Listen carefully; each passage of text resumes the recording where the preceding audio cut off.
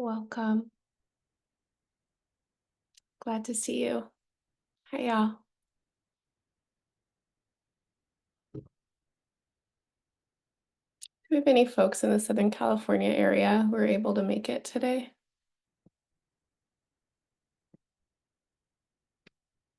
Is that you, Tony? Are you raising your hand? Hi. I'm so glad you're here. Oh, wow. Welcome, everybody. I'm just so grateful to be here with you all. Hi, Adele. I don't know if I said your name right. I'm glad you're here. I was looking at the ephemeris for the week, and today's the full moon. It's Cancer full moon. The full moon is in aspect with all the outer planets. It's conjunct with Mars. Mars is retrograde. This week, Mars will meet the midpoint of its retrograde cycle. And I don't think astrology, I don't know what astrology is, to be honest. I don't think it's causal. I think we're part of something bigger. And when we tune in with planetary time, there's always a description, there's always a guide that we can tap in with. And that feels really helpful to me in a very practical way. And so I sometimes think of it like a bus schedule. You know, there's a bus departing and it's going for that energetic location. And what happens in that location, or what you do with the influences of that place, is not entirely up to you, but it's a lot up to you. And I say that it's not entirely up to you because we all contain multitudes. And there are many energies that move through us. We're not just our conscious minds. We are also collections of DNA and influences and other people's ideas. And so part of what I think feels valuable in working with astrology, especially, is to ask, is to let the transits, let the influences help me ask, who am I here? How do I really want to be here? Because as we all know, our bodies, our minds, our words, our actions, our behaviors can get taken over, right? We can be taken over by our fear instincts. We can be taken over by programming. We can be taken over by prejudice. We can be taken over by narratives that aren't actually that useful for us, that aren't really the true core of who we are. And I might be like a total optimist here, but I think that the core of who anybody is goodness. I really, truly, in my own heart, believe in that at our core, we are universal stuff. We are inherently creative. We are inherently loving. Our bodies are incredibly sophisticated, fine-tuned instruments of sensitivity and intuition, and we were made to love each other. We were made to care for each other and to care for our home, which is the earth. And the fact that so many of us experience impulses to do other than that is because we've been taken over. We've been enchanted, right? And I'm saying we, and I'm including us all as individuals, but I'm really talking about we as a collective energy. You know, we and the generations and the movements of forces that do something other than loving and caring. So I'm offering that because I think in a large way, a lot of the time these days, with so much happening that's so intense and so devastating and so real, I have a question about, like, okay, what are we doing with astrology? What are we doing with it? Are we using it to help us in these times, or are we using it to like escape somewhere else and you know, I don't know, put it somewhere else. So yeah, I don't want to be here with astrology while the world is burning and be like, y'all, Mars retrograde, it's on point. Right. I'm here wanting to offer that we're part of something larger.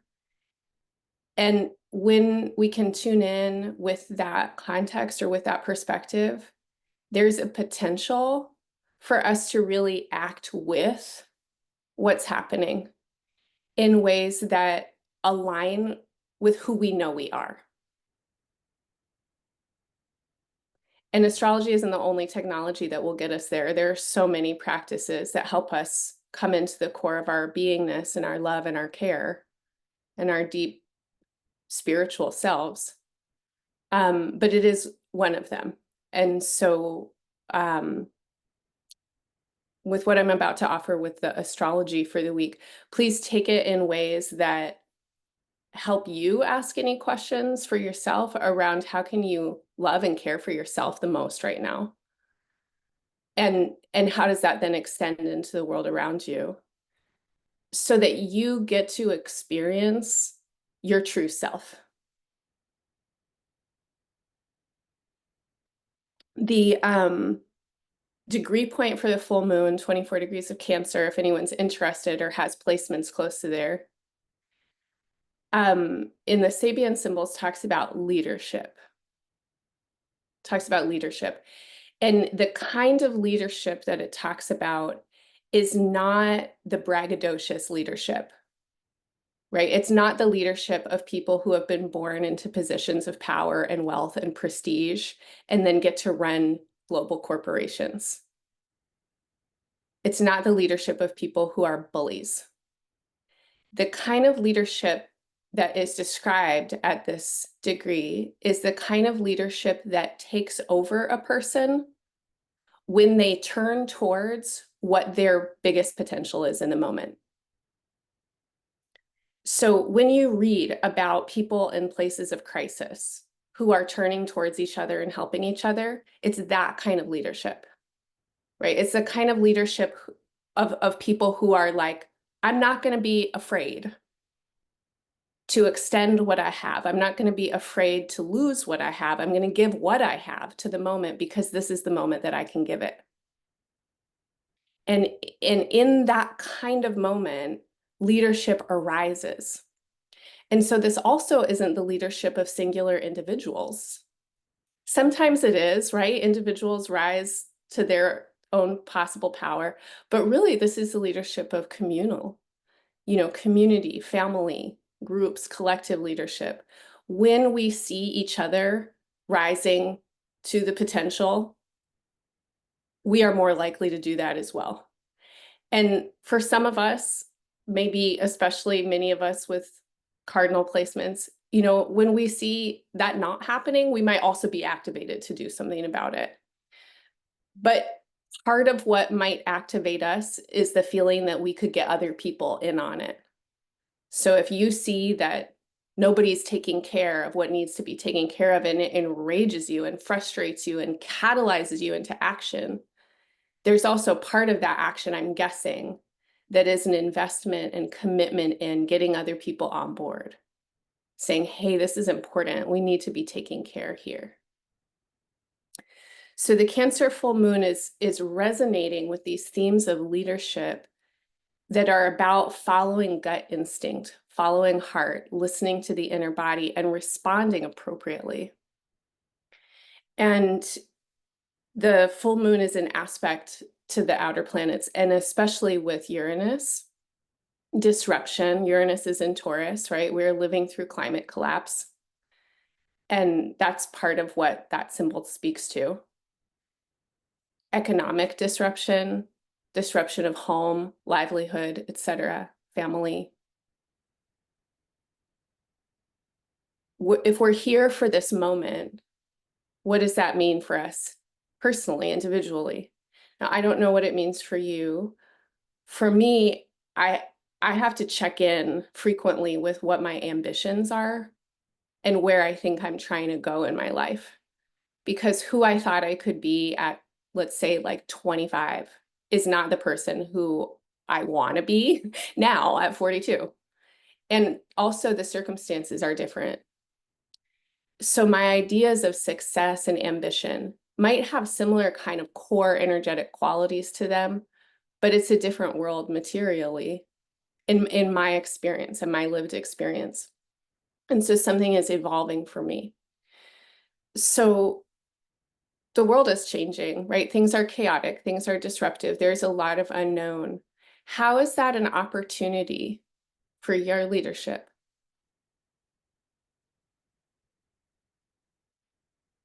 Many of us might have experiences where we think that disruption and unknown and destabilization of our security is the antithesis of leadership.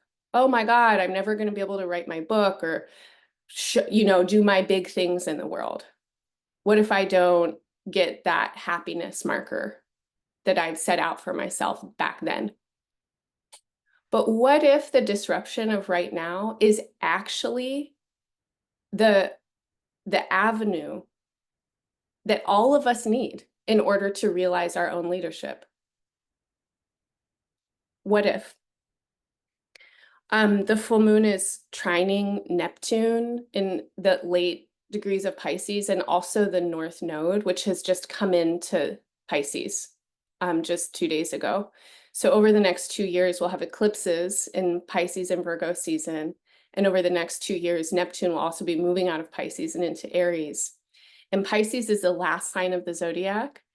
And so symbolically, there are images of Pisces, of everything getting washed back into the ocean, right? Or being a place where everything collects and breaks down.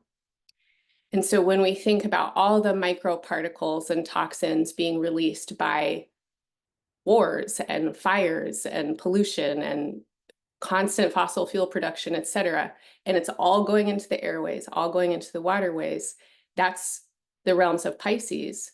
But the realms of Pisces are also the realms where we can collectively affect our energy. The realms of Pisces are spiritual, imaginative, creative, and deeply, deeply communal, and ultimately really oriented towards the experience of the sublime, which is about oneness and being with what is here. And there are technologies that are natural, that are not destructive, that have been here for a long time, that can help us address the problems that we have, right? And some of those technologies are just technologies of care and community and sharing what we have. And some of them are things like working with mushrooms, right? Or working with natural processes of earth to help care for the everything. But we can get into these states of just feeling totally overwhelmed and devastated by the inevitability of a kind of big wash, especially right now. And so this full moon is amplifying that. It's resonating with that. And so if you're feeling emotionally or mentally totally overwhelmed, or if you're feeling like you need to check out, numb out, or whatever, and if the layering, and I'm here in Stolen Lands in Turtle Island, I'm just north of the LA fires. I mean, I'm just north, like a day's drive, but still, it's real present for me. And for my whole life, I've been watching people get bombed, and especially the last 2 years, right? Many of us are kind of feeling this layering of atrocity and devastation, and it's everywhere. And there's been this meme going around, I'm sure you've seen it, right? It's like, whatever, the climate collapse or apocalypse or whatever you want to call it, we're gonna see it on people's cell phones until we're the ones filming it, something like that. And so there might be this feeling of things getting closer, things layering, less options on the table to be in the avoidance of it, and more of this kind of impending need to be with it. But what is it? We can't really point at one thing. It's everywhere. And it's so big and it's so vast. And so how do we work with the everythingness of it? How everything seems to be tangled up together?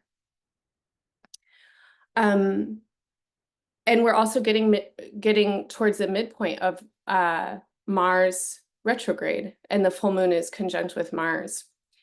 And so when Mars is retrograde, we are encouraged to stop things that aren't working. And the RE prefix, I think, is really helpful. So I wrote a list for myself, but release, relax, refuse, reject, repattern, reorient, and remove.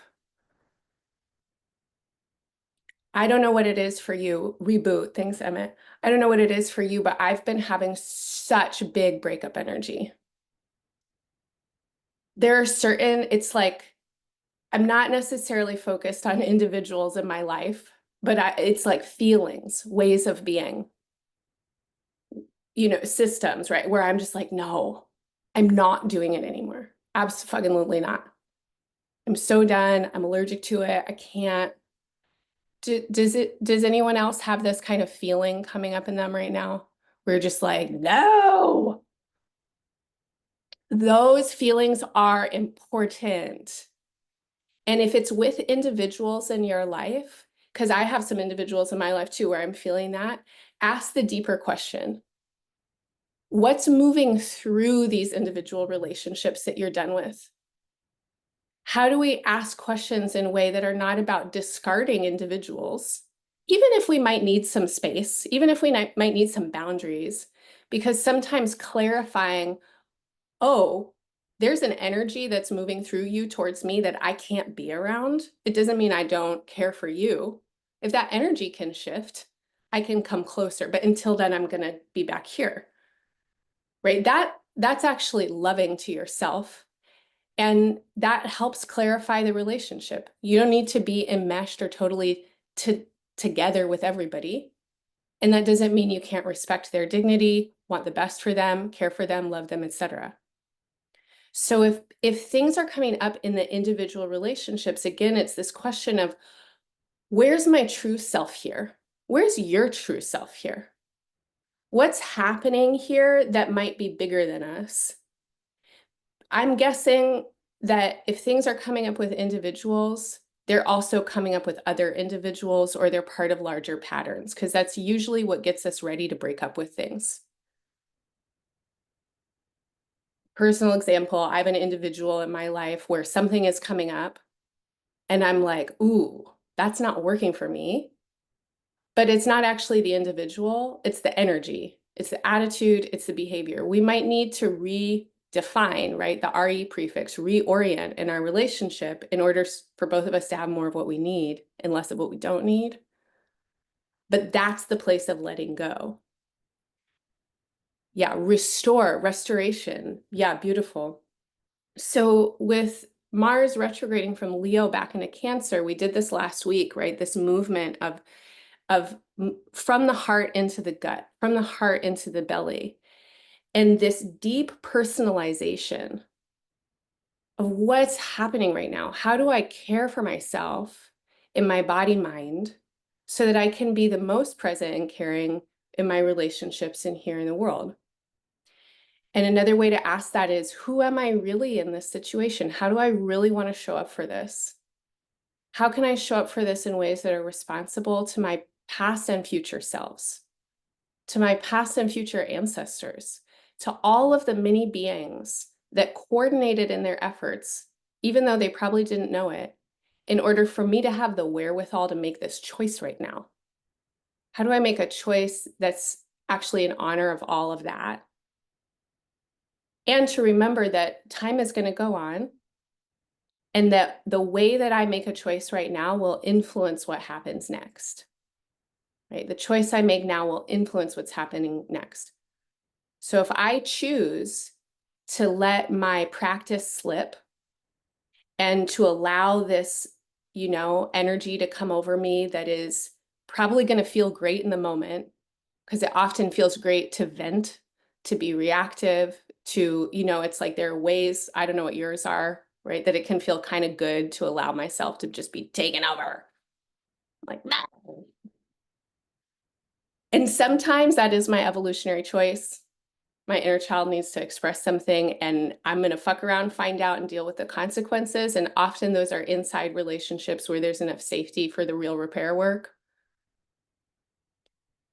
And a lot of the times I want to be like, okay, Renee, take some deep breaths. Hold yourself right now, because this is scary, this is activating, this is angering, and I could make it worse. Right? I could make that choice to make it actually worse. I could layer on another layer of shitty karma. Or I could do something else. And doing something else isn't the binary of, oh, I'm going to make it better. I could be here perfectly. But it might be somewhere in a gradient space of experimentation. How do I take care of myself and act with as much integrity as possible, even though it may not get me the outcome that's perfect in my mind? I'll probably be prouder of that choice in the future and feel more supported by it in the future than I would have if I just lost my shit or did the thing that my base fear instinct wanted me to do.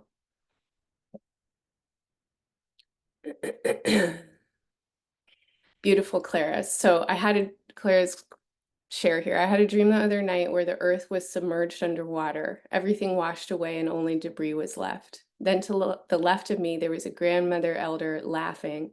Two canoes appeared. She hopped into one and I in the other. She cackled, said, "We can get lost in the chaos or we can dance." And her and I started dancing on the water's surface, creating ripples and waves of our own. Feels relevant. Thank you. Yeah, so this energy of we can get lost in the chaos or we can dance.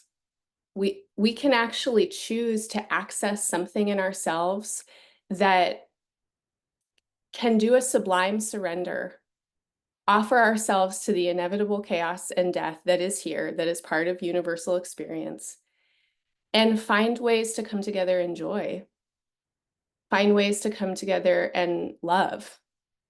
And if you were here for the 2025 workshop, that was a lot of what came through is we need playfulness at this time. We need ways to come together and build our communal glue so that we actually have the energy and the vitality necessary to meet the moment. And that doesn't mean we're going to be able to turn it into a 180 full shift and experience happily ever after. But it does mean that maybe something else is possible. Right? Something other than the doom scroll internalized horror of like, everybody's just going to be miserable and alone and isolated until we all die terrible deaths. Right? We're here at a time of great, great changes, of climate collapse. And who knows what's going to happen? Who knows what can actually come out of this? When I see, the news about people after Hurricane Helene or in LA or in Palestine who turn towards each other, that's their response, right? Is to turn towards each other, to love each other, to try and feed each other, to dance with little kids, right? To like communally care for family, to do what they can to show each other love. That to me feels like, oh, that's evolutionary success. And that's true leadership. That's power in a moment where we're being shown, quote unquote, powerful people who can't do shit.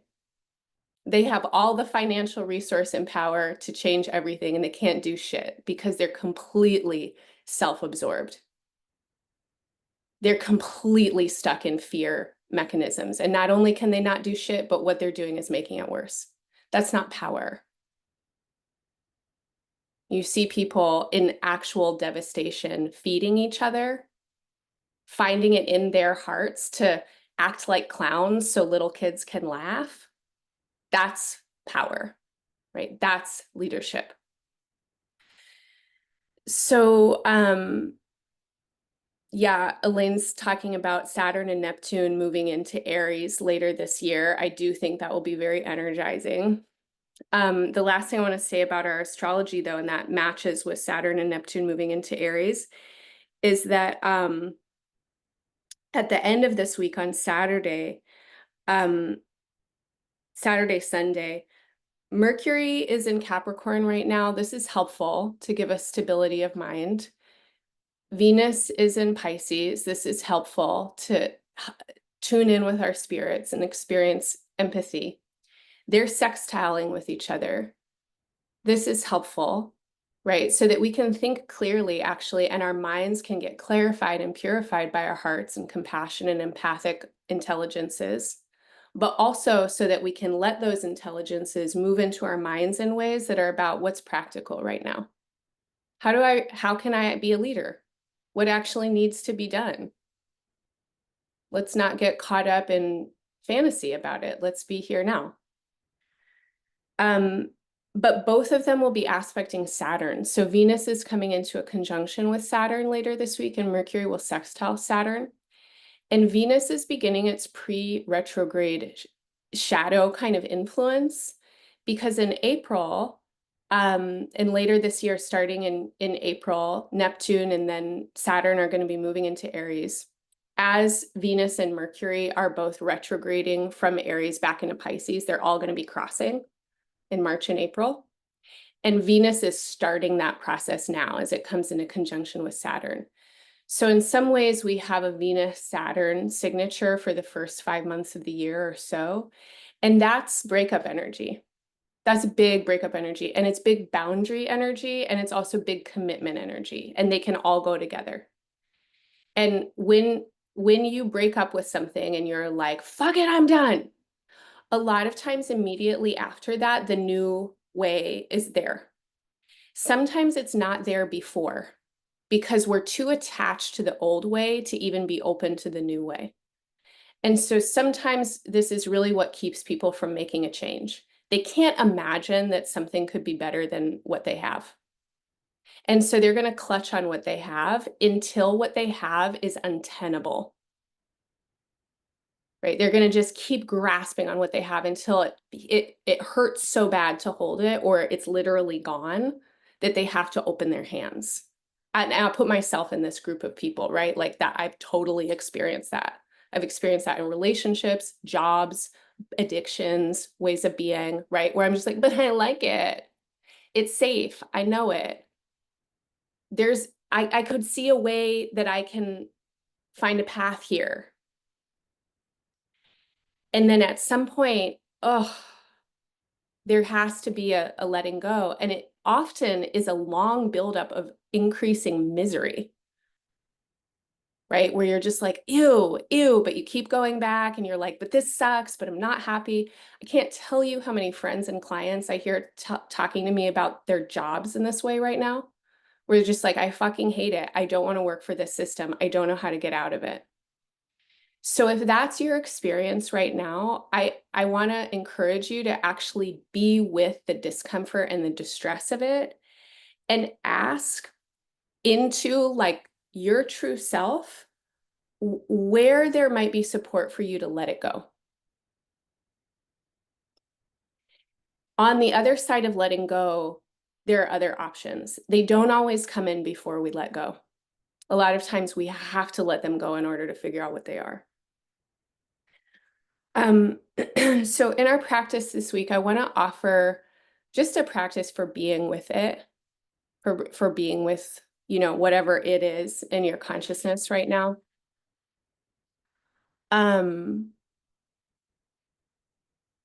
Okay, Elia, I feel like I was at the other end, the giving into anger, and I felt like I was being discarded. And after a few hours of sitting with a horrible feeling, I had this realization of, oh, wait, I'm not a bad person. I'm just hurt. Adding the recover to the RE prefix. Yes, recovering the knowledge of where it hurts, recovering as intending to pain our parts of ourselves or each other that we've been discarding. Beautiful. Thank you so much. That's totally the practice that we're going to move towards today, is how can we be with? And to be with sometimes needs a being not with. So there's this word, maybe many of you have encountered it, called titrating. And it's a word that's actually a chemistry word about pouring in a little bit of an activating substance and then either giving it time to integrate or then using another kind of substance that allows melding or integration or pacifying or something. but it's also a word that's been adopted by the therapeutic community. And we can titrate our experiences with trauma. We can titrate potentially our experiences with big, overwhelming feelings like grief and rage. And that means going into them a little bit and then coming out, allowing integration, resourcing, and then going back in. And this is an intentional process to be with things so that they can change, so that we can learn from them, so that we can heal, release, etc. But it is intentional because we're choosing to go there. I want to offer that there are different kinds of titrating, and there's titration for being in an active crisis, and there's titration for not being in an active crisis. So I'm not in an active crisis in this moment. I have the incredible luxury and privilege of just being here. It's kind of a normal day. There's not big crisis around me. So my titration might be to move towards what's painful, to allow these imaginations and experiences to actually come into my consciousness. And then I need to use my internal awareness and discernment to know when I've had enough and when I'm starting to shut down, or when I'm starting to feel overwhelmed, or when it's becoming too much. And so then I want my coping mechanisms. And that's the place that I'm going to stop myself. And then I'm going to work with something else. I'm going to work with care and holding and loving myself and resourcing myself. So if your stomach is clenching as you're hearing me talk about this and you're like, no, I don't want to go there, that is wisdom. You don't have to start there. And you don't have to be inside the middle of an active crisis in order to feel like you are. And there might be generational crises that you're inside of, right? There might be collective crises that you're inside of. And so if it doesn't look like it's active crisis, outside, inside, it doesn't mean that that kind of activation isn't present. So there's also titration that we can do from intensity out. And that kind of titration, I think, can be highly imaginative, and it can be very helpful to engage the imagination and to allow our imaginations to help us connect with what is bigger than us. And so this is like God, goddess, divine energy. This is universal force. This is your most favorite, trusted confidant.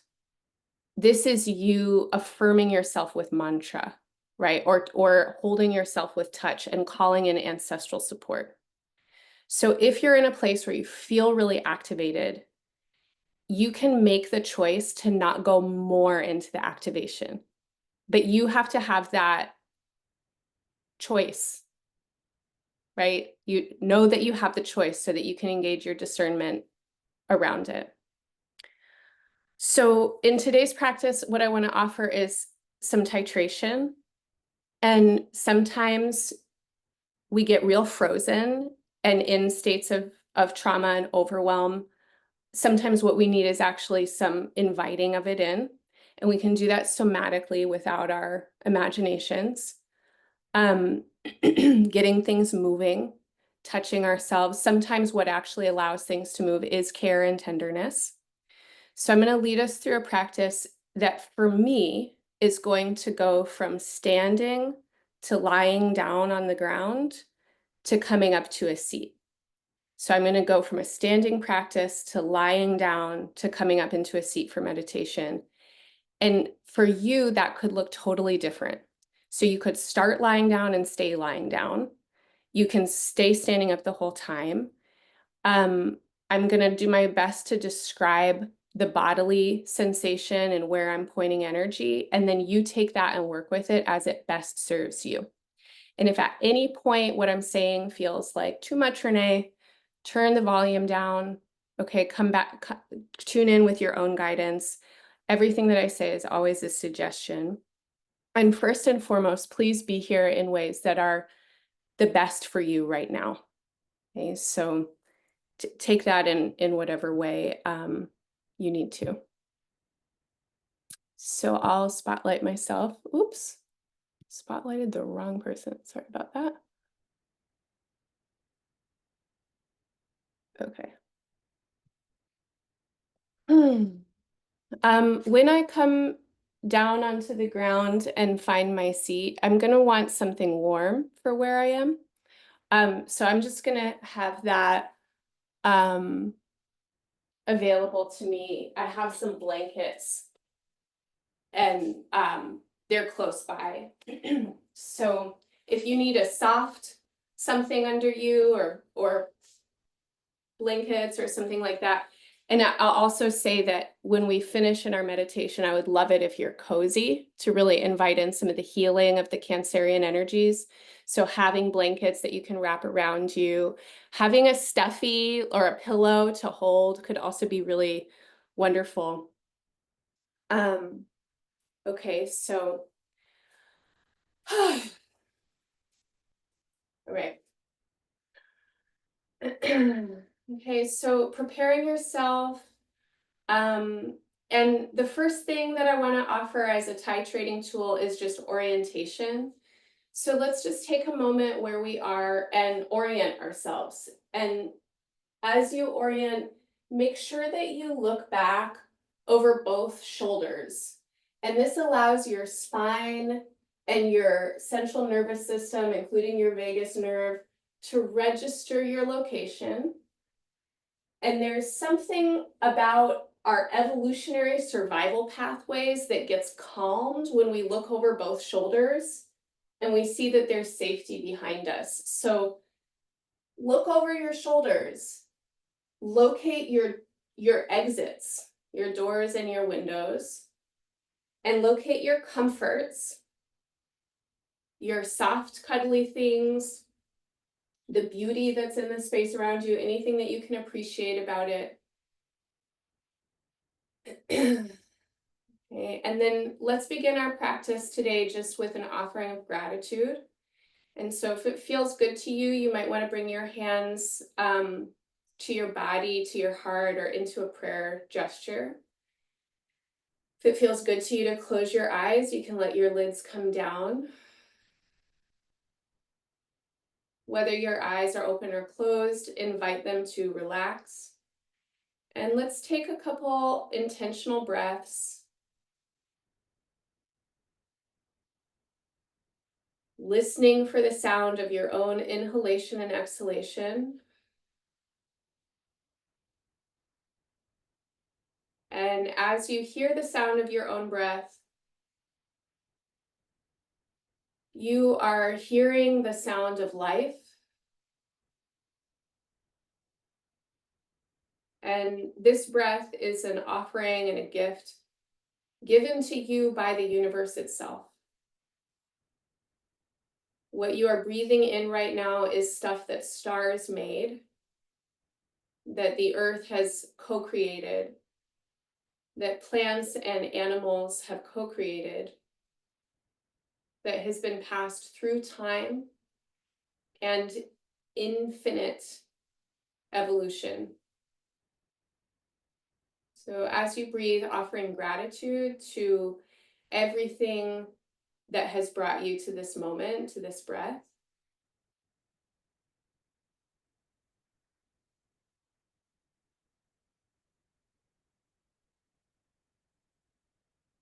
And offering gratitude to the circumstances and the beings that have allowed you to find this practice.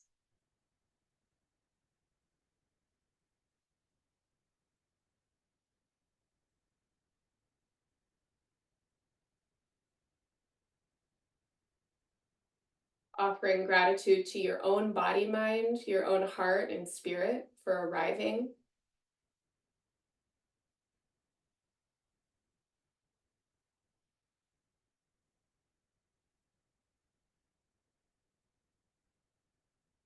And then with one more breath of gratitude, let's give thanks to the earth. And we ask that anything that is of benefit in our time and practice together, may it serve the greatest well-being of earth and all life on earth.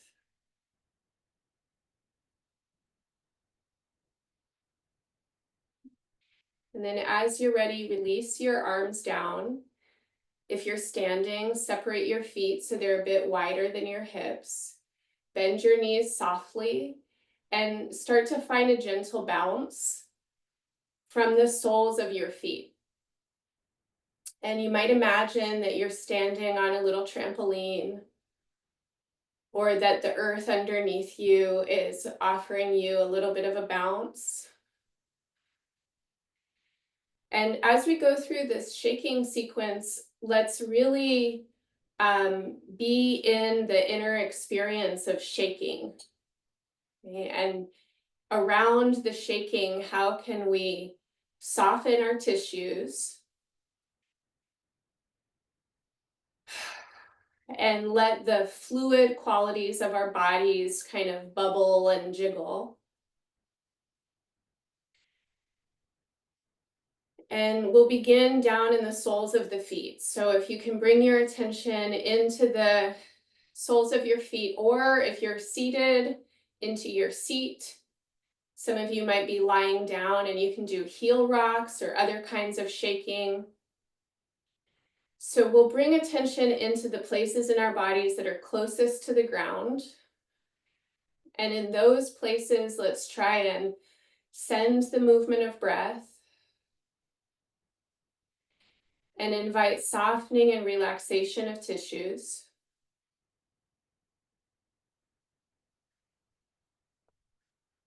And as we start to shake, you might notice that your breath becomes a vehicle for release.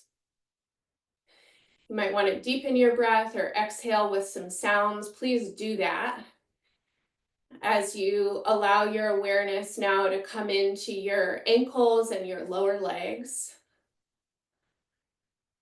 And let the shaking sensation resonate through the tissues of the ankles and your lower legs.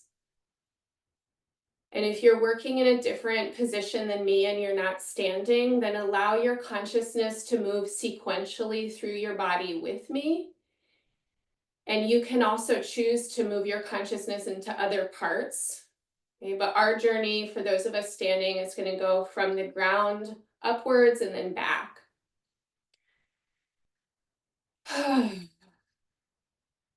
Okay, moving our consciousness now up around the knees. And it's Capricorn season, and Capricorn rules the knees and the bones in general. And we've talked about this in this class, but the bones and the knees are a place where our bodies register and store terror and the feelings of fear. And so as you invite your conscious awareness to move around the tissues of your bones and your knees, and as you deepen your breath and allow your exhales to release any sound or sighs that want to come out, I want to invite you to just notice what happens when I give you the validation and affirmation that you've probably had really good reasons to feel scared. And it's okay that these times are terrifying. It's okay to feel scared. And if there are places in your body that are holding on to fear or gripped in response to what is terrifying, you can send them some extra breath right now.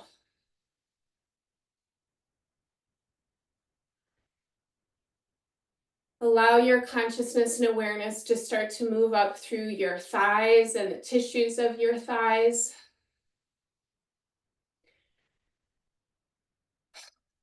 Letting the shaking resonate through the volume of your muscle, the thickness of your thigh bones.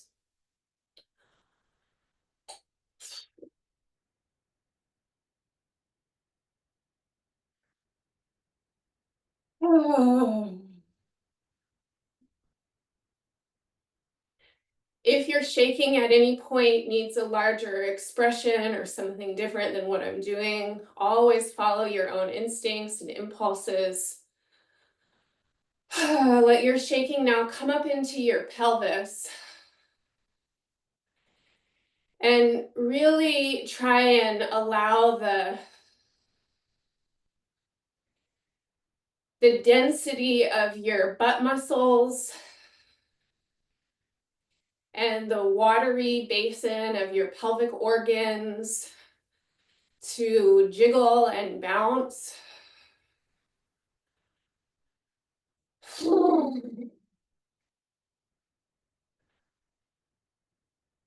Allow your shaking and jiggling to be in the lower abdomen.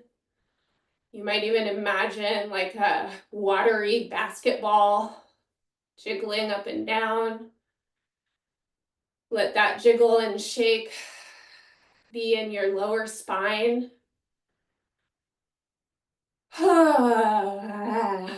If tension builds upwards and you notice your jaw or neck getting tight, stretch your jaw, stick out your tongue, let your head roll if you need, let sound come out on your exhales. Let your shaking now come up into your middle abdomen around your solar plexus and the width of your ribs.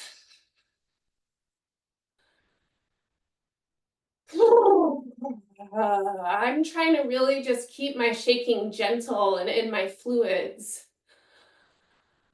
I'm directing my shaking into the memories and the images and the feelings that have had me kind of gripped or tight.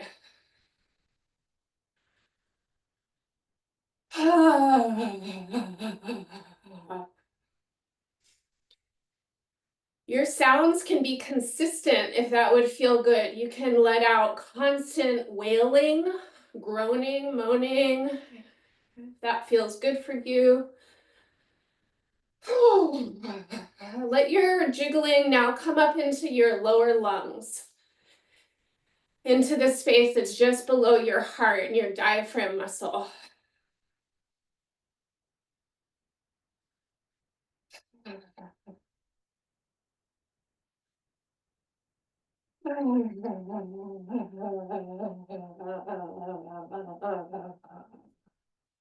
Let your shaking come up into your heart, into your upper spine, your chest and shoulders. And as you give yourself this shake, really let out any moaning or crying that might be there. There's sound or wailing sound that wants to come out. If you're not in a position where you can be loud about it, give yourself a soft sound.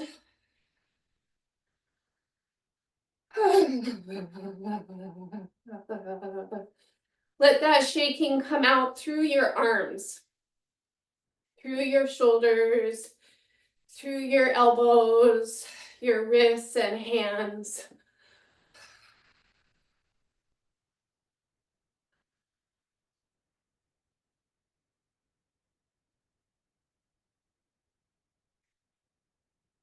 And then with a lot of care and gentleness, see how much that jiggle can come up into your neck and your head. And be really caring for these joints, inviting the movement of oceanic, watery jiggling to come all the way up.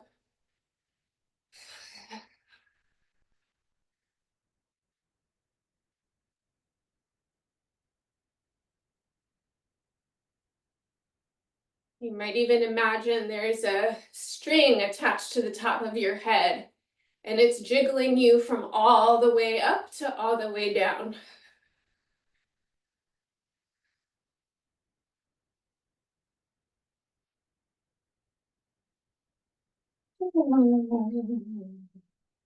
Okay, now we're going to follow this return path through the shaking and let the shaking come back into the shoulders, back into the arms,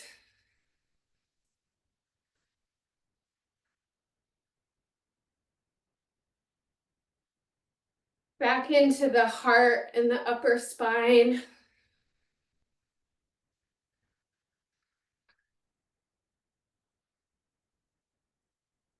back into the middle belly.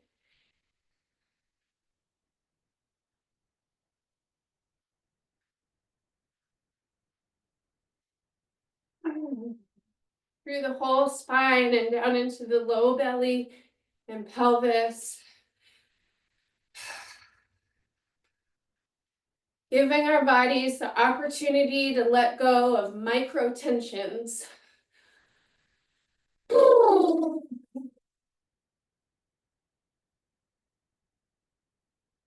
Let the shaking come into your hips, lower spine.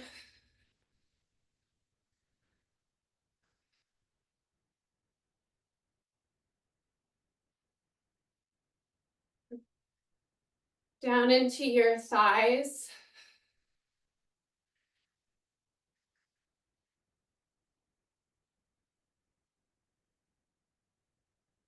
Your knees.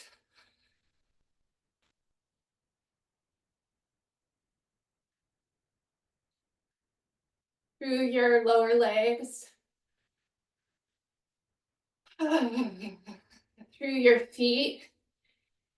And then once the shaking is in your feet, check in with your whole body. And if your body needs a bigger, more chaotic shake, give it that. You can do all kinds of things with your shaking. You can go to the side, you can move your arms up and down, you can shriek and holler, you can do jumping jacks, like whatever you might need. And if your body's saying, no, I need more gentle, then keep it soft. But we're going to give ourselves an opportunity to really just shake it out for the next 5 breaths or so.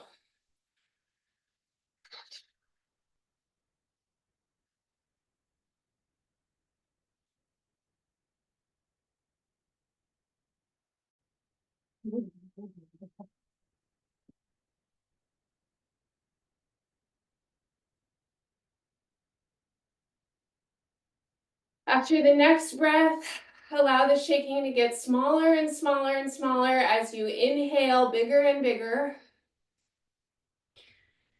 And then with your next exhale, let it go. And we'll just be here in the aftershake for a moment. Allowing your breath to flow in, flow out.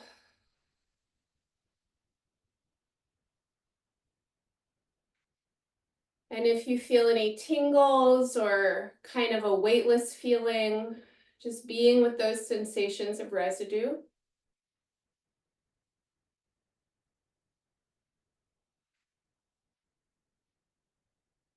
And then allowing your breath to guide you. Find a gentle sway.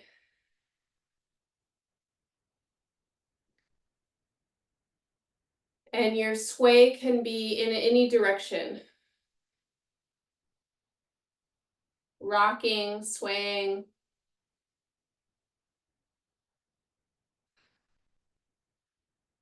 And if it feels okay, then take your arms around your body and hold yourself as fully as you can. And squeeze your own body and feel your skeleton and your bones.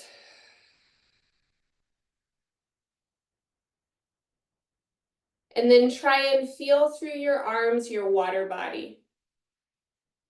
The fluid inner body kind of moving as you shake, as you sway.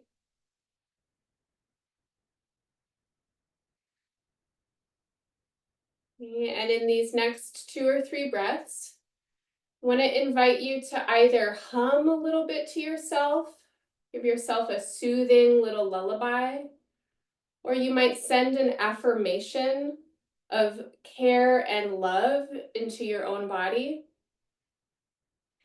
And if it feels hard to access that, then invite your inner child to be present. Or invite whoever and whatever you feel tender about to actually live inside of you.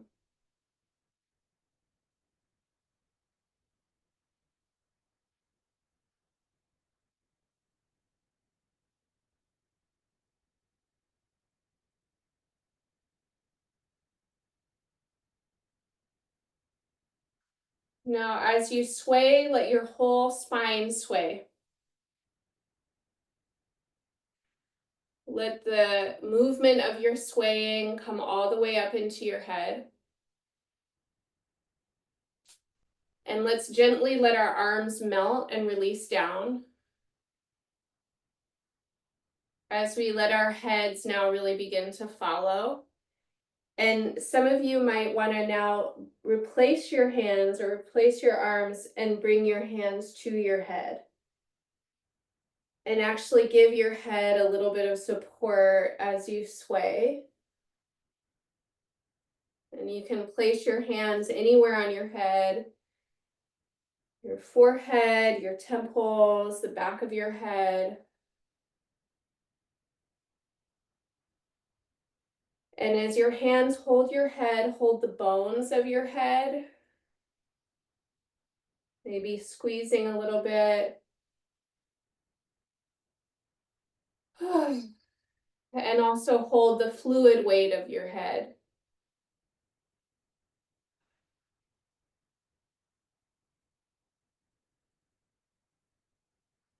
Now, if you've been swaying side to side, I want to invite you now to shift and try and adapt this into a little bit of a rocking forward and back. And as you rock forward and back, to let this rocking come all the way up into your head. And I have my hands on my head still, and I'm noticing the juncture between my spine and my head.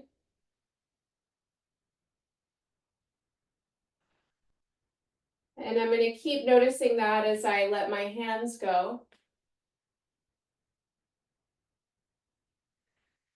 And now start to give myself a little bit more fully to this movement. And so this movement could end up looking something like a body roll, or it could have a bigger kind of wave-like undulation. And if you're seated, this is pretty easy to find through your pelvis and up through your spine. And if you're lying down, you might want to lie on your side and do a little bit of a fishy kind of undulating, allowing your spine to move from the base to the top and from the top to the base.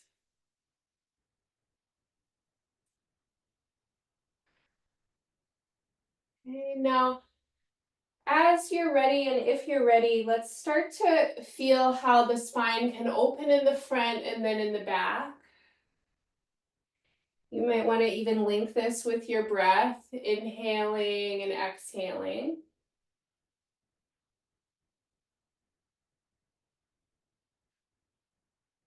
And the next time you start to close your spine at the front, your spine opens at the back, I want to invite you to begin to round down. And as you round down and allow your spine to come into a forward fold, your knees can be really bent. And all of us can have our legs wide so our bellies can come between our thighs. And once you've come down to the ground, let's find that sway again, that gentle rocking side to side. And if you're seated in a forward fold, this is possible. And if you're lying down, then you might want to come into a fetal position and hug your knees into your chest and breathe. And then if you're standing up with me, keeping your knees nice and deeply bent so your belly can rest between your thighs, walk your fingers forwards. And just experiment a little bit with letting your weight come forwards and then back. And for folks that forward folding is not so great, you can always have your hands up on a table or a chair. You can let your head rest if you want. So we're looking to give our bodies an opportunity to invert here. And inversion is allowing blood to move into the brain. It's really helpful for our organs. Really nice for the circulation. But we also need to take care of our bodily needs, okay? So feel free to sit down for this or use some other kind of prop for your arms and hands. And we'll just take another couple of breaths here. And for those of you that it feels okay, you might want to walk your hands over to one side, walking them beyond your right or your left foot, and continue to sway a little bit, breathing into your back body and spine.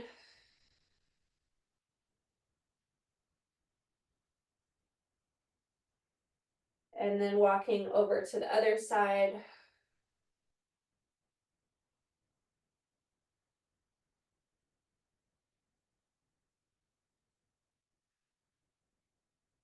And then coming back to the center.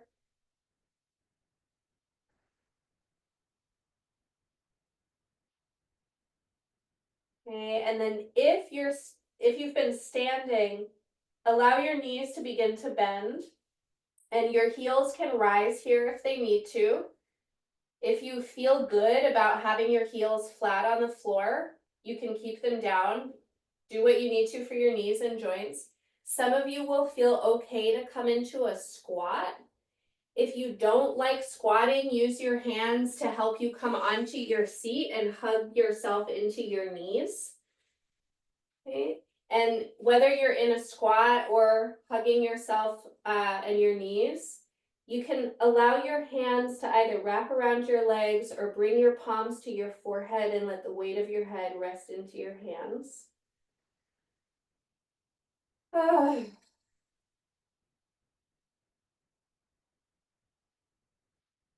Okay, and then if you're in a squat, use your hands to support yourself to come down onto your seat.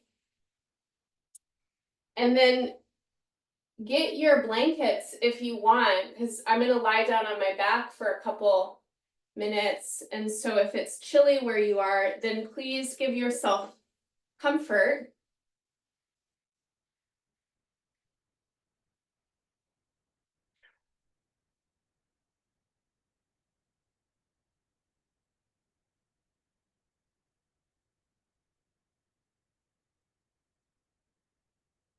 And then when you find yourself lying down, let's just start to touch our own chests.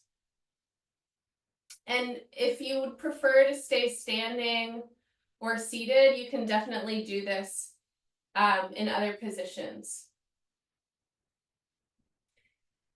So using our palms now, rubbing around our chest area. This is where the sign Cancer lives in the body. Cancerian energy lives in the chest and breast, in the fluid lining of the lungs.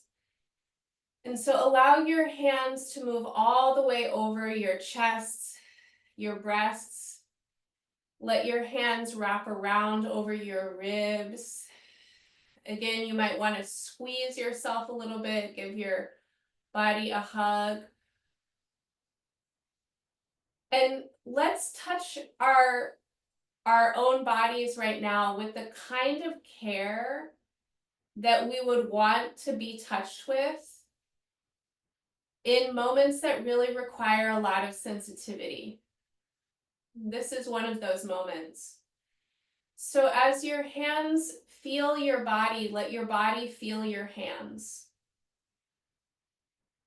And breathe into the touch of your own hands.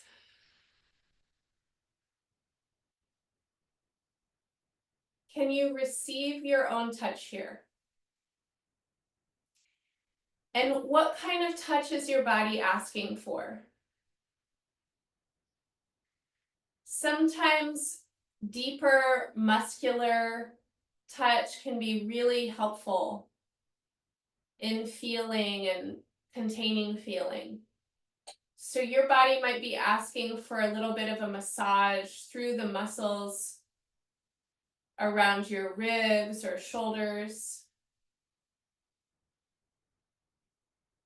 But sometimes our bodies respond to lighter touch, more energetic touch. And so where's your sensitivity right now? Would it feel better to stroke your own body, to caress or soothe? You might try that quality of touch if you're not sure. You could imagine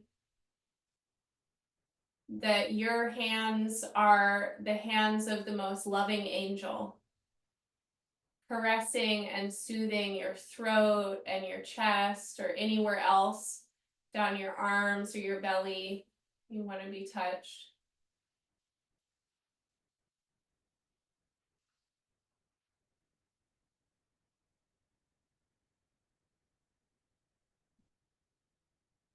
And sometimes physical touch is actually too much, and energetic touch is where it's at. And so you can even try this if you're not sure. You want to give it a try. You could try caressing your energy body, allowing your hands to move gently, maybe a couple of inches away from your skin. And you might imagine that this touch can soothe or caress your energy body, comforting the energy of your head or your throat or your heart or your belly.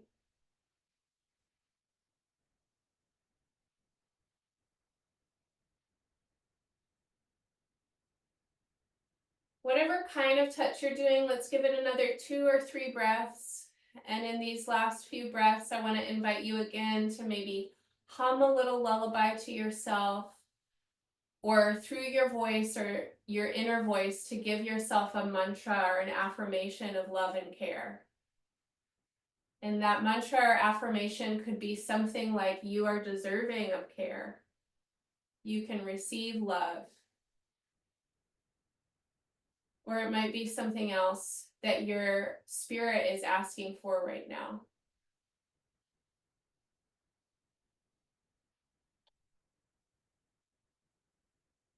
And then we'll allow our hands to find rest over our upper belly. And I have my palms spreading over my lower ribs now. So your left palm will be over your stomach, and this is another one of Cancer's domains. And your fingertips can come together just where your ribs meet in the front. So my palms are over the bones of my ribs, but my fingertips are actually off the edge of my ribs and the soft tissue of my upper abdomen. My pointer fingers are together right where the xiphoid process is, so the bottom of my sternum. And using my fingertips now, I'm just going to really gently start to push down in the soft tissue below my ribs. Pushing down really gently where my pointer fingers are coming together just below the base of my sternum. And I'm going to start to breathe up into my fingertips. Now, for anyone that experiences a lot of discomfort with this, please be soft about it. So you don't have to poke your fingertips all the way into your tummy. You can just use a really gentle pressure. But I really want to invite us all here to meet the contact of our fingertips with our breath.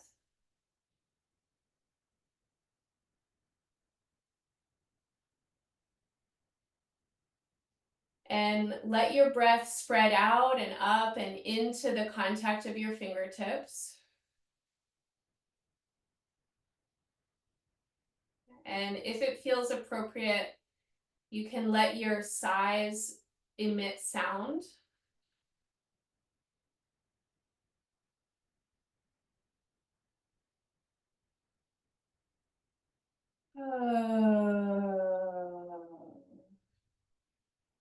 As you breathe out, relaxing your jaw and your tongue and your face.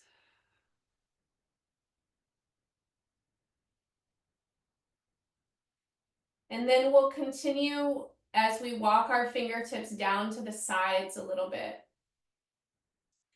So now my fingertips are coming out more to the left and the right sides around the larger curve of my ribs. And you might want to kind of just walk your fingertips around your rib basket, or if you find a place kind of just in the center where you want to pause, and again, breathe into your touch.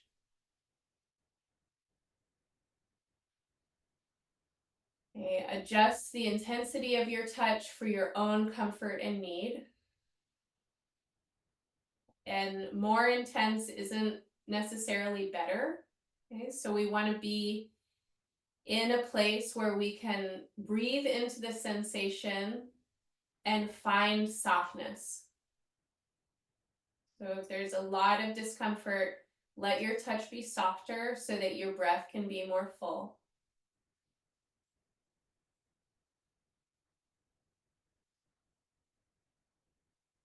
Your belly is gurgling, or this is moving your digestion around, allow your breath to move with the gurgles.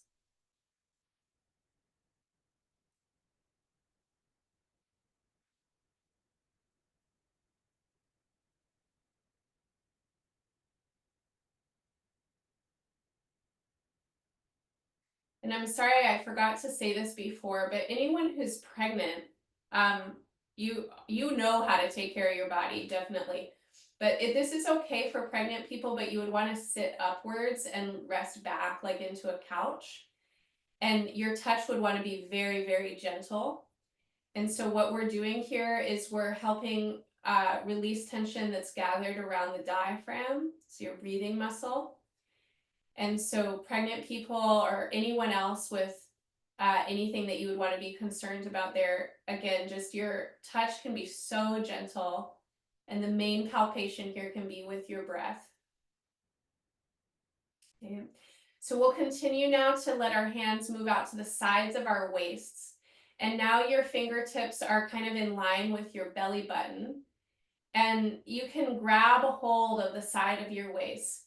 Now, depending on how much tissue you have here, grabbing a hold may be more or less possible. So you can also make beak hands and push your fingertips together and kind of push your hands down into the sides of your waist, about 3 to 4 inches to the right and the left of your belly button. And we're going to breathe here into our bellies.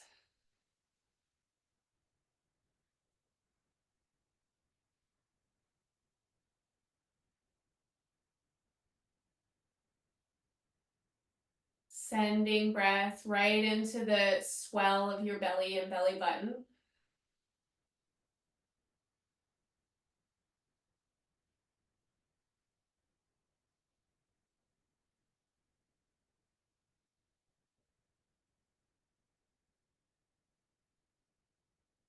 Okay, and then final touch. Let your fingertips find your belly button and then go about an inch or so below your belly button and press in there. Now here, if you're pregnant or trying to conceive, don't press. Just place your palms over your belly and send your breath there. And if you're not pregnant or not trying to conceive, then your fingertips will press down a little bit. And again, to the degree of your own comfort. But we're really working with our breath here and allowing the touch of our breath to meet the touch of our hands.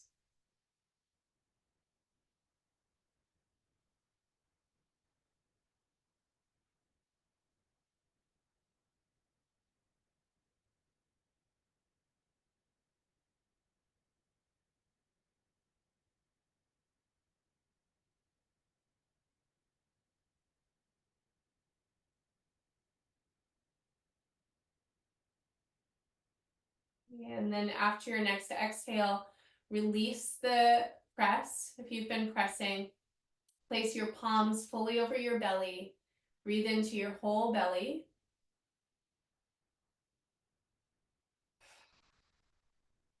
Rub your belly a little bit with circles that go up the right and down the left.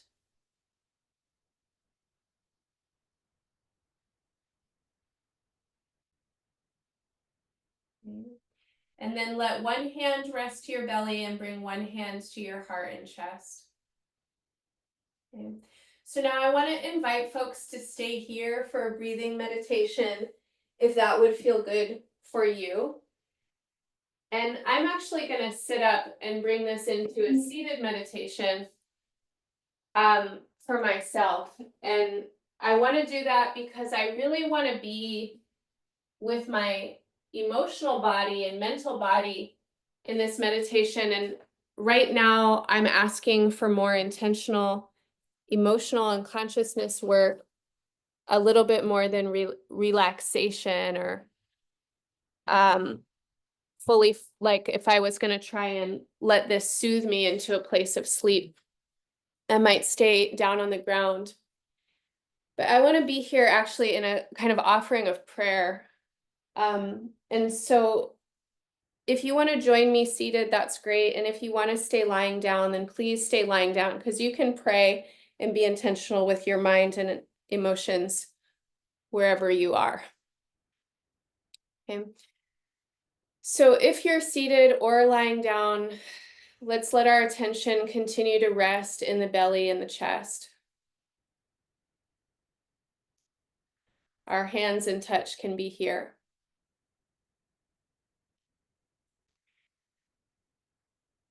And now as we breathe, let's begin to breathe as if we're ocean bodies breathing, tuning in with the tidal qualities of the breath.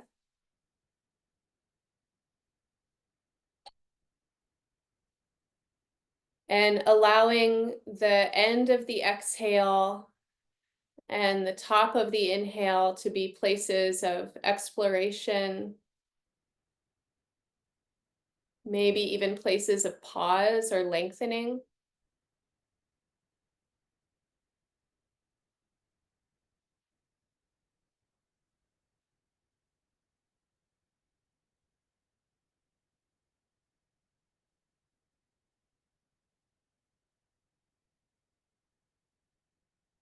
Inviting a quality into the breath, like water moving into the sand at the shore.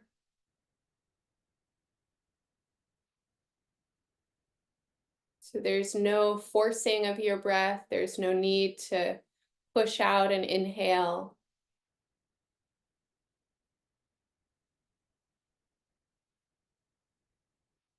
But following the flow of every inhale and exhale as if it was a wave rolling onto the shore.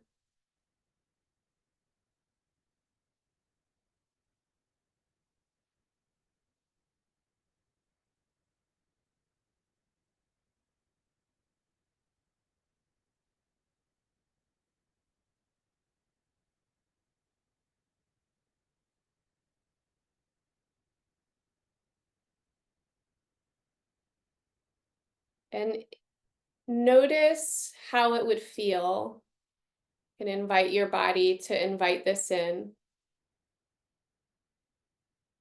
to allow your breath to swell in your belly before it swells in your chest.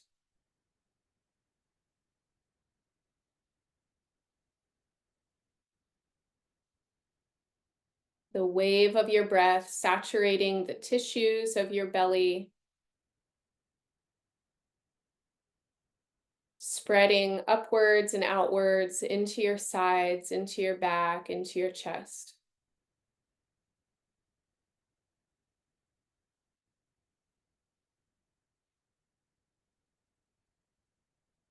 The exhales like the receding tide, letting them roll out gently back into the ocean of breath.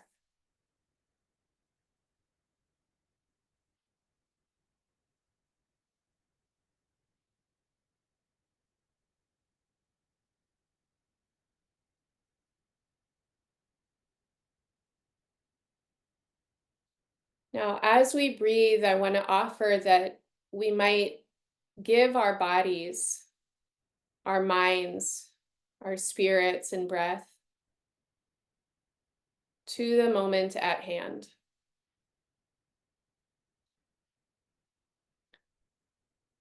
There's a lot to feel and be present with in the here and now. And there's a lot to remember and connect with in the beyond here and now.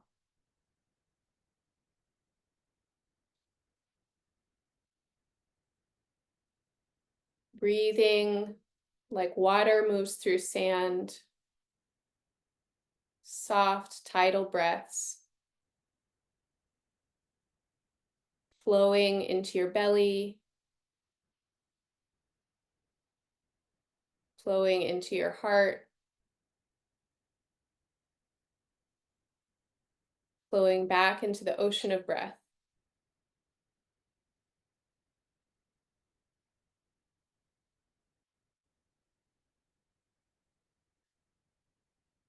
I want to invite us to breathe with our grief, and to breathe with the losses,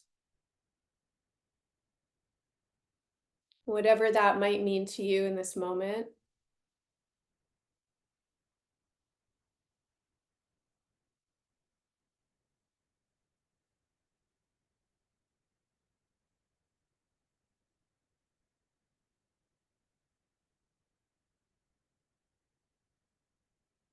Titrating, working with intention, allowing yourself to feel what needs to be felt and what is ready to be felt.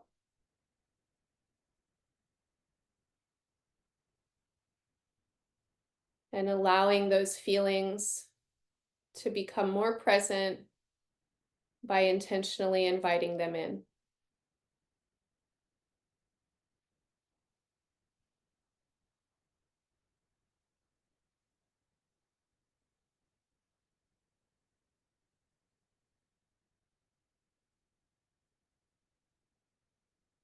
Holding the names, the images, the memories, the knowings in your heart, mind, body as you breathe.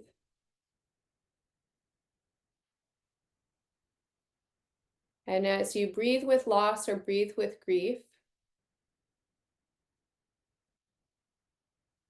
see if you can continue to let your breath move through your body like water moves through sand at the seashore.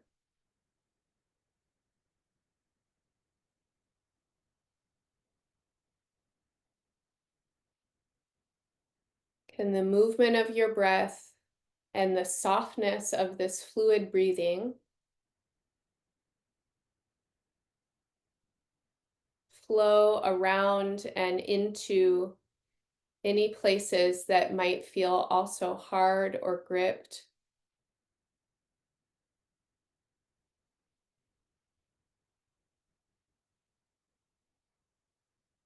Where the energies of fear or isolation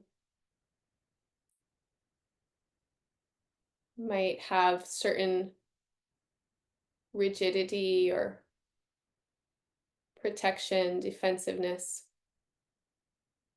in our bodies.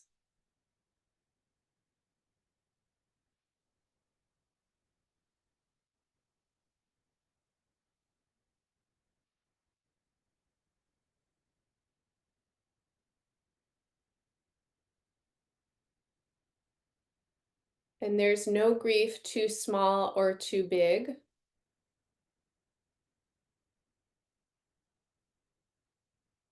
Too personal or too collective.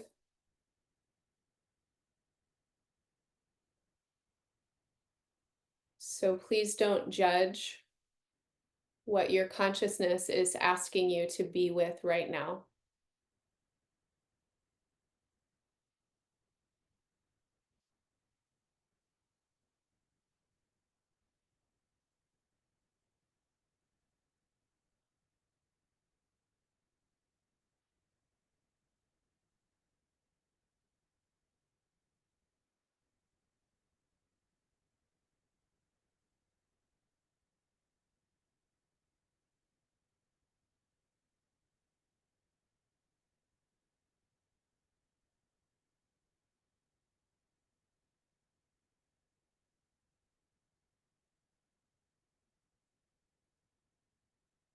Now, as we meet this grief and invite it in, let's also begin to titrate and to hold space for this grief, for these losses, with love.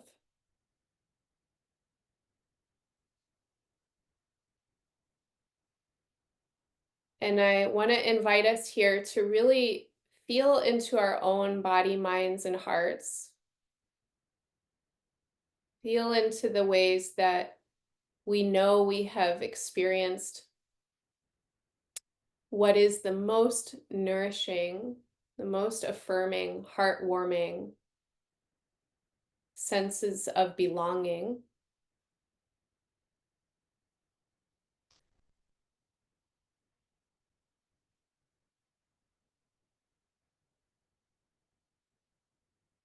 I want to invite you to access the parts of you, parts of your own memory body that have felt total and complete belonging.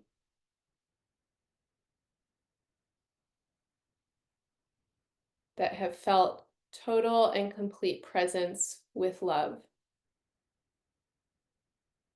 And you may have felt these parts watching a sunset or sunrise.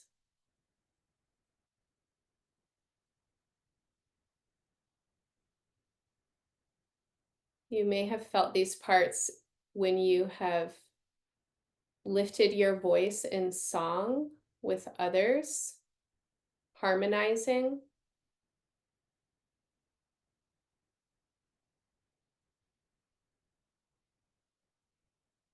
You may have felt these parts expressing your creativity.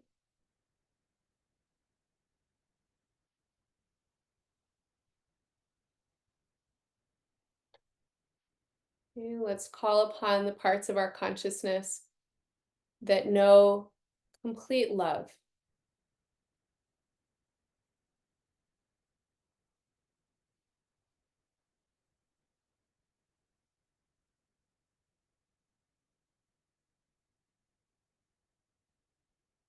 And let's breathe into those memories, those images, those sensations. Also breathing with the tide.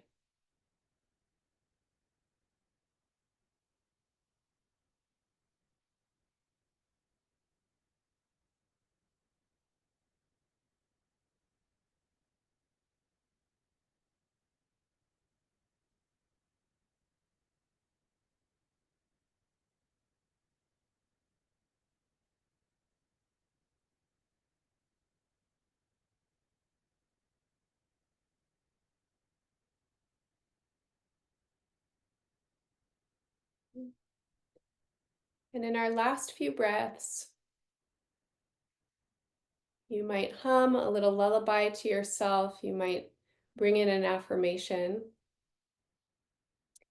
And the affirmation that I want to invite, and you can change this as you need, is there is something bigger here at work. There is something vaster, more mysterious, more expansive that we are inside of. We can't see its full shape. There is something bigger here at work. And in any ways that you might feel yourself connected with ancestral love or the flow of healing through time, the possibilities of evolving consciousness, we'll spend a few breaths there. Like water moves through sand, breathing in this belonging and sense of there's something bigger here at work.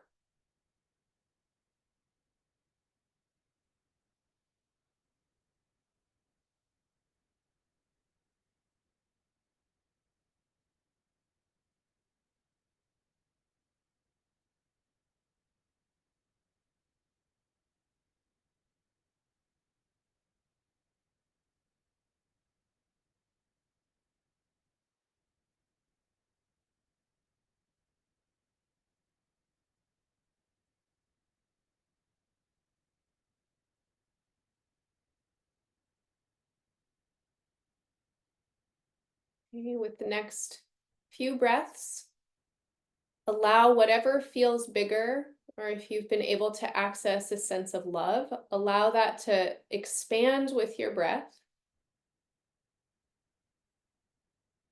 Breathe it out into the space around you. As you exhale, feel it getting clearer and stronger in your own body.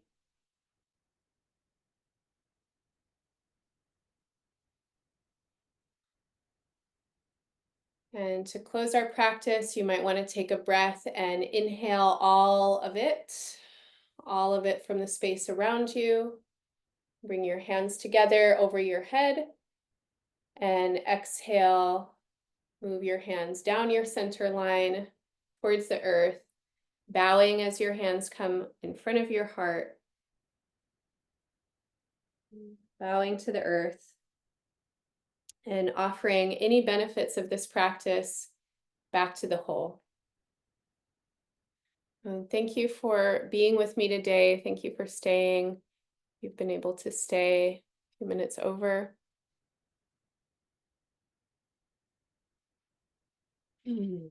As you move out and into this week, if there's anything in this practice that wants to continue with you, let it continue, let it change, adapt, be shared with others. If there are any ways that you can be with the world right now, in whatever ways the world is with you, offer this breath. And if there are ways that you need to titrate to move in and out of experience, remember that on some level, there are some things that could help you do that. Could be touch, could be breath, could be shaking it out, could be feeling your own spine or squatting or letting your body move towards the earth. Could be touching, humming, rocking, holding, using your imagination and calling in your supports and guides and guardians, and remembering that you're part of something much bigger than this moment. So may we all be in leadership in ways that honor the true capacities of our love and spirit. And may our leadership at this time serve the collective communal needs and healing of the earth. Thank you for being here, all. If anyone wants to share and stay, I'm happy to stay with you for a little bit. Sometimes it's nice to connect after these practices and just hear, how was that for folks? Did anything come up for you that you want to offer into the group space or to me with feedback? My final mantra was a love bigger than me. Yay.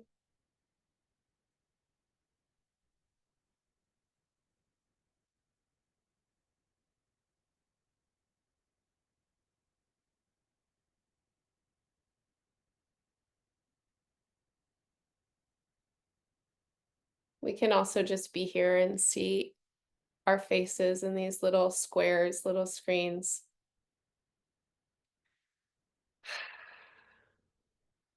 Soft eyes.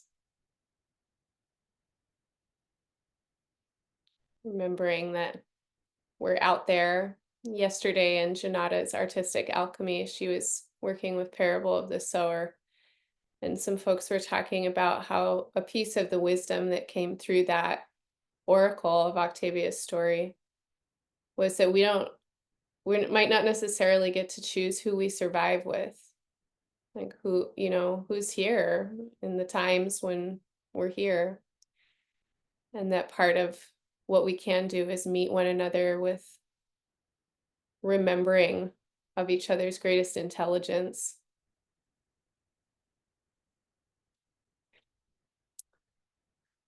My body told me to feel more into pleasure than grief today, and it was a beautiful surprise to receive an honor. Thank you, Reg. Thank you for, yes, this note and reminder, right? My body told me to feel into pleasure, and that's something that your imagination, your breath, your sensory intelligence, and your touch, your attention could help you access. And that is vitality right there. Pleasure is aliveness, it is sweetness. This is Venus energy. Thank you for honoring your own need for pleasure. I hope that you can bring that out into your week, and I really hope that you can share that with others. The shaking before the titration to feel like I was starting from a clean emotional state. Shaking the stale feelings about the grief thing out before inviting them in anew were powerful and added perspective. Yeah, thanks for that, Nia.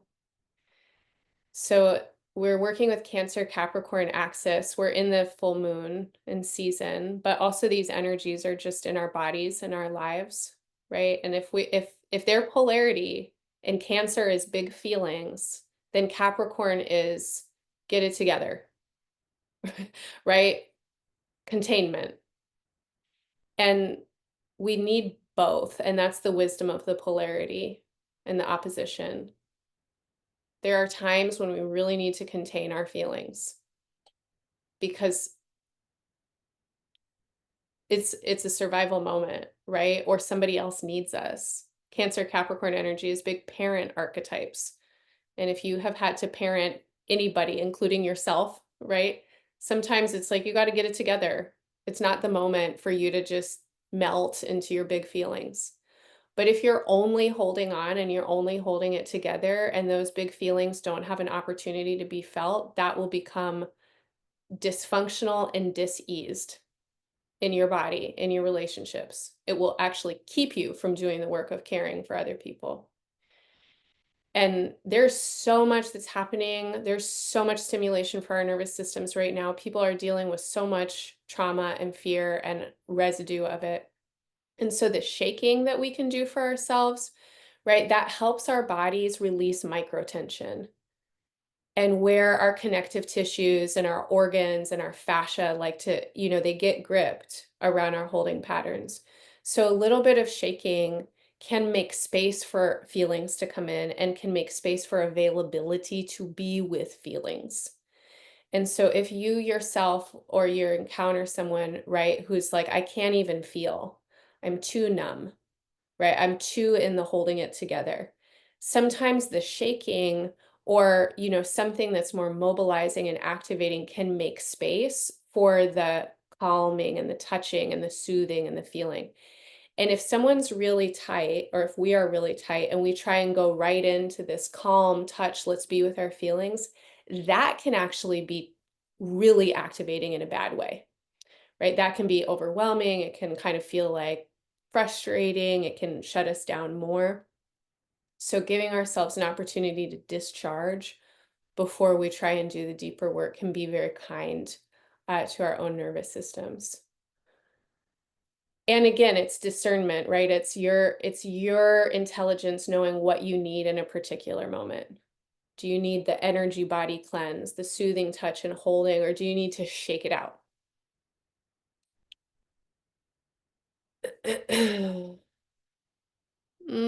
Grandmother's house by the river. Christina, holding this loss of your grandfather and his wife. Today's their wedding anniversary. Connecting with grief, I felt Nana's spirit and sent her so much love and peace. Breathing in with love and care for the grandparents and the elders, and the ones who've transitioned into spirit.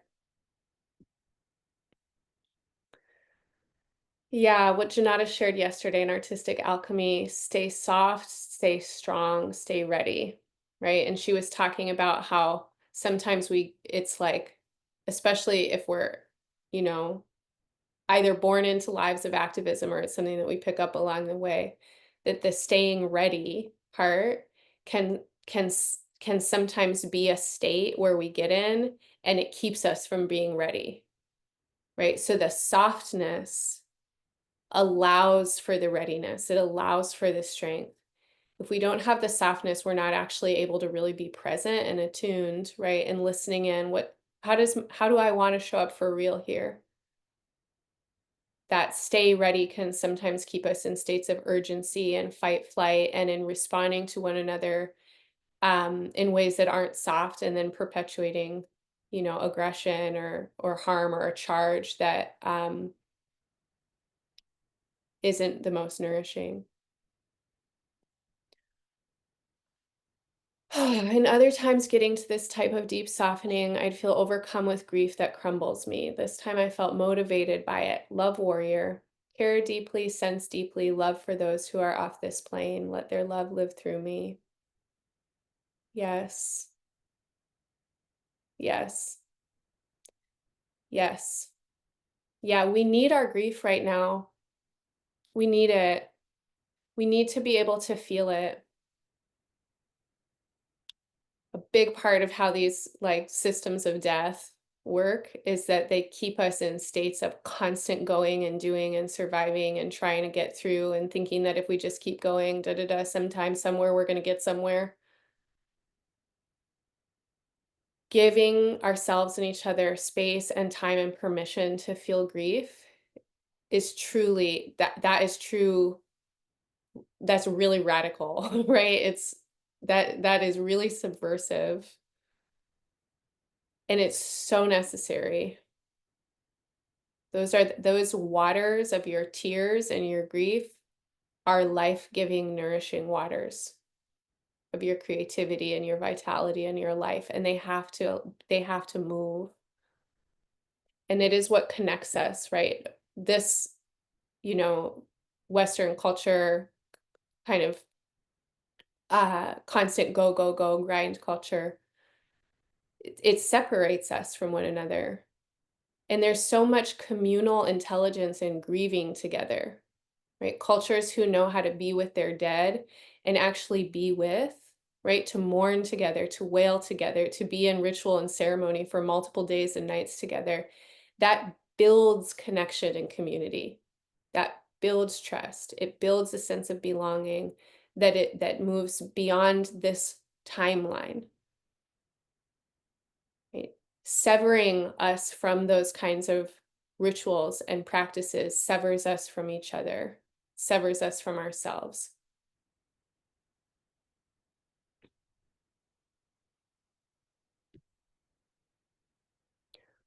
My jaw finally felt loose and loose after the shaking. I noticed I had to very intentionally invite in grief. Yeah, I could feel my own resistance and denial of my own grief until I intentionally welcomed and invited the grief in. Yeah, me too. I really feel that. I really, really feel that. It can be very hard for me to allow myself that. And probably like a lot of you, I'm a person that has had to take care of myself a lot, right? And like, there's not always someone there who's going to help in the times that I need help. So I have very strong competency and coping mechanisms. And one of those mechanisms for me is to totally compartmentalize and just be like, whatever. It's not like I sometimes don't even know that it's there. And so the giving the time and the space and then inviting it to come in, actually intentionally being like, I think there might be something I'm sad about right now. Why don't I look at that?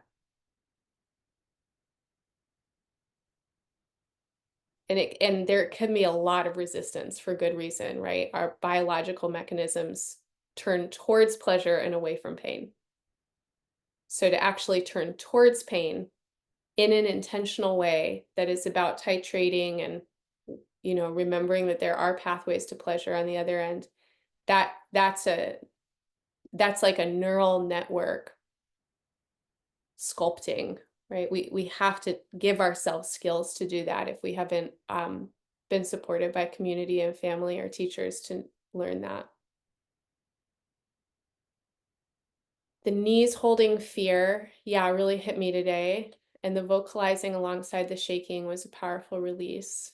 Felt like I created a recombobulation, I love that word, station through the shaking process in the bones, bringing waves of tears.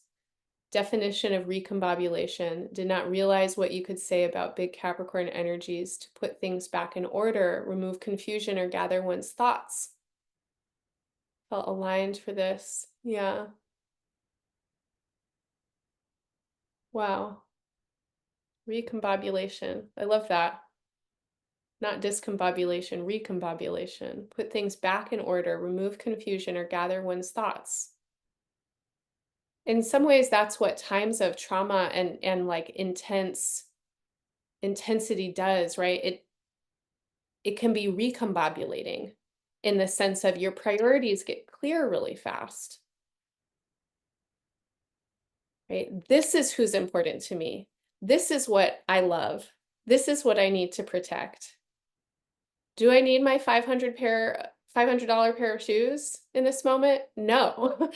Right? Like I need my baby. I need my partner. I need water. Right? We need each other. Recombobulating. I love that word for right now. Thank you, Jen.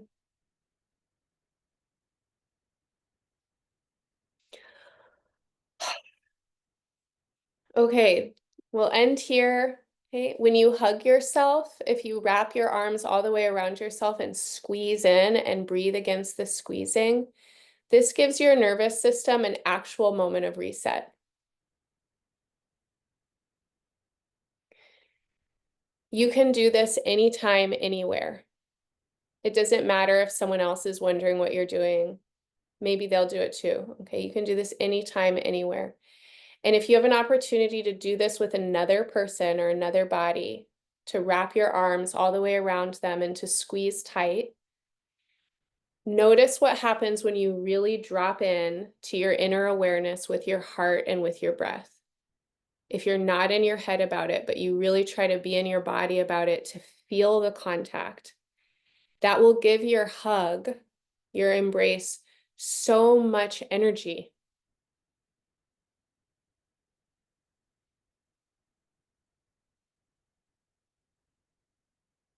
Nourishing, regenerating energy. So my challenge for you, my homework for you this week is to give at least one hug like that and to not be in your head about it, but really be in your body about it. As present as you can be in your breath and in the feeling of being right there with it. My challenge and homework for you is to do that for yourself every day and to do it with one other person at least once, if not a lot more. Yes, our fear is valid and feeling is okay. We are water bodies. We are sensitive, vibratory, incredibly intelligent, and innately loving life forms. May you know this about yourself and may you remember it together with others. I love you all. I'm deeply, deeply grateful for this time and space. Thank you. I'll see you next week. Bye for now.